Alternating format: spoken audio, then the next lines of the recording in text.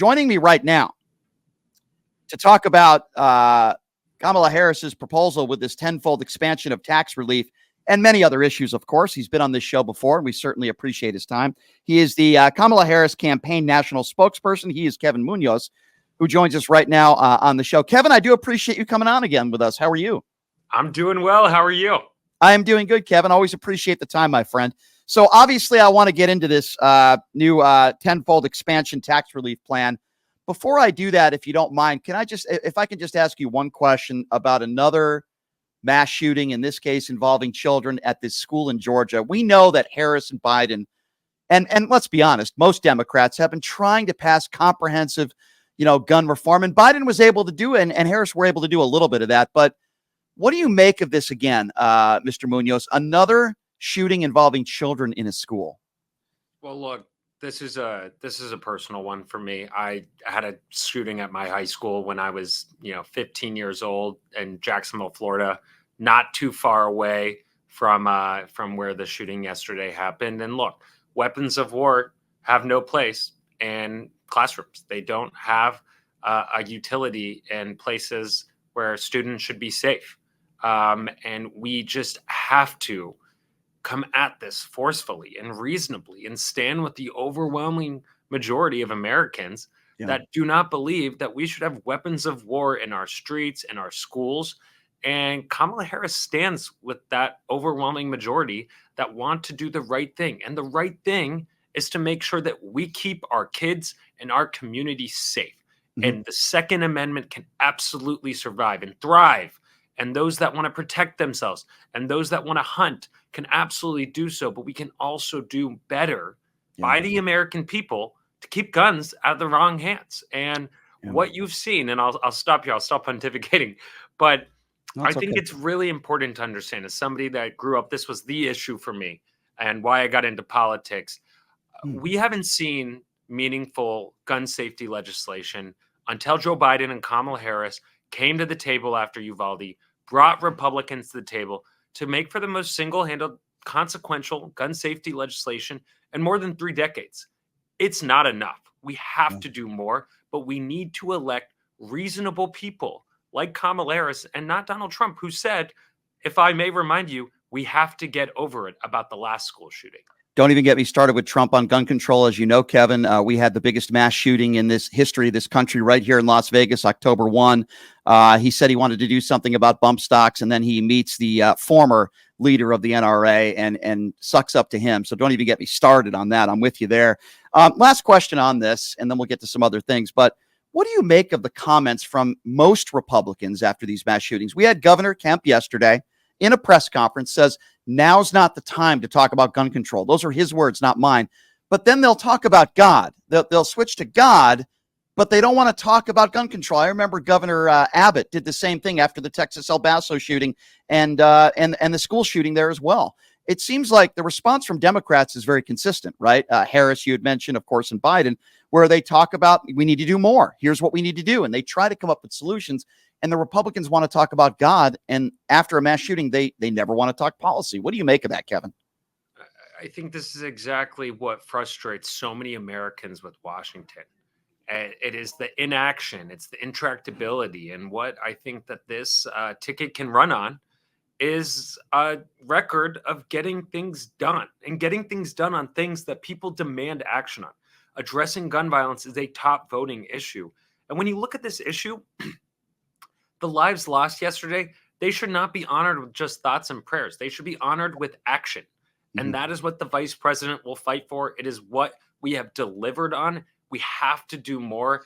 It's a solemn one, and it's hard for me. It's hard for so many of us that have experienced this personally, and we just have to do better, and we can, but we have to remind ourselves that this matters at the ballot box. The cost of living matters. The historical, context and how you voted all your life matters absolutely. But when it comes down to moments like this, there's really only one candidate fighting. Certainly when it comes to gun control, I agree with you and a number of other issues that we're now going to get to. If you're just joining us, he is the National Campaign Spokesperson for the Kamala Harris campaign. I'm talking about Kevin Munoz, who's joining us right now. So the Harris campaign put together a proposal, tenfold expansion of tax relief for starting small businesses. I think a lot of people get their eyes open with that because, I think a lot of people in this country are pretty much, I guess you could say, sick of catering to the rich, right? And as Harris pointed out, listen, starting up a small business averages, costing of around $40,000. She spoke about this yesterday.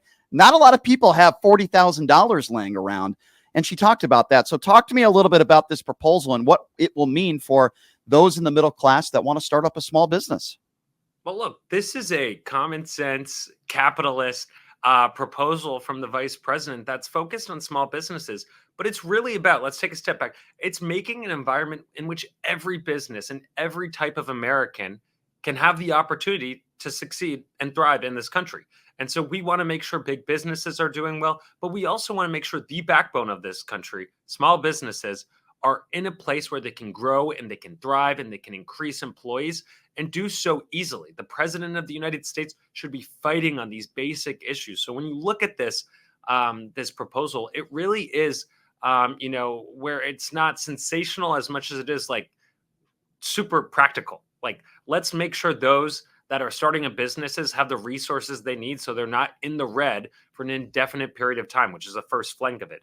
The second flank is, I don't know about you, but filing taxes for a small business is not easy. It's not fun. And we should cut that red tape, cut that bureaucracy, and make it easier for every American that is a small business to hire, to grow.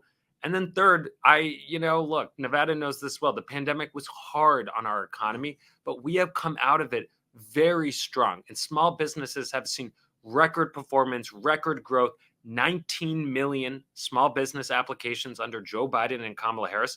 Kamala Harris thinks that we could do more. So we're setting a goal of 25 million job applications, building that progress because, again, half of the country is employed by a small business. We need to do everything possible so that they can survive and thrive. Yeah, I read this entire proposal. I think it's great. I'll be honest with you. I think it's great. I read the whole thing. A lot of people are excited about it. How frustrating is it? It's frustrating for me. I can't imagine how frustrating it is for people like you when you hear people on the right, MAGA Republicans particularly, say, we don't know what her proposal is. We don't know what her stance is on this issue, on that issue. And I say to them, well, what are you confused about? We know her stance on gun control. We know her stance on the economy and healthcare. And this is just another example. You guys have put out a lot of different, and she's talked about a lot of stances and how she feels on a number of different issues. We could be talking about the war, is the Israel-Palestinian conflict. We could be talking about Ukraine. She's talked about all those issues. So what is your response when a MAGA Republican or you hear a MAGA Republican say, we don't know where Harris stands on a number of different issues. She hasn't told us. What's your response to that?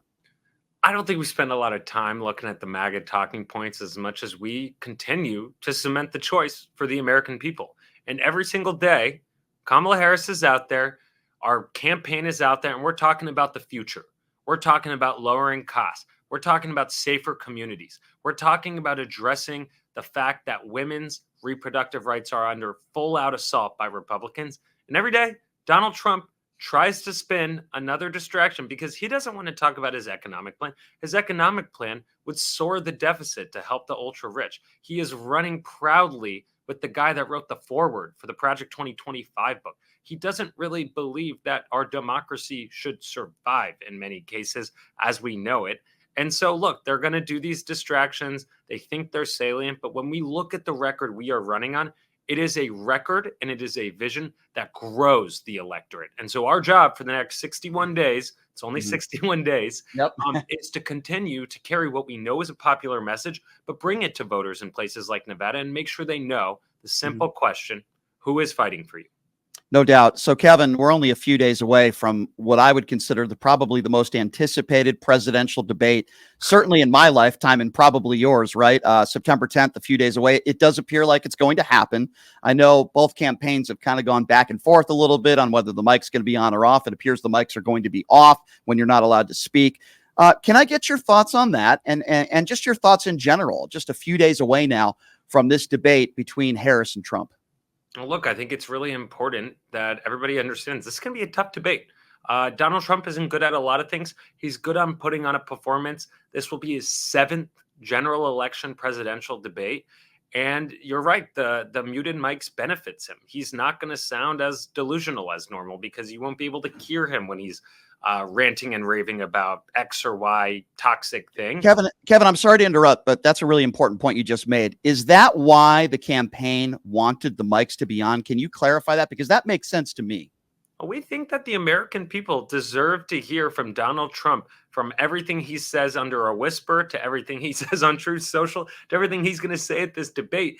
And so we also think that the vice president is pretty good at prosecuting the case. It's kind of her lifetime work.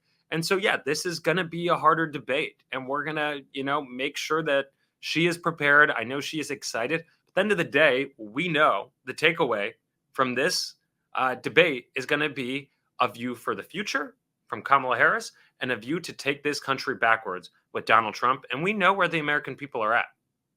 Yeah, no, there's certainly no question about that. I would very busy next 61 days for you and the staff. There's certainly no doubt about that.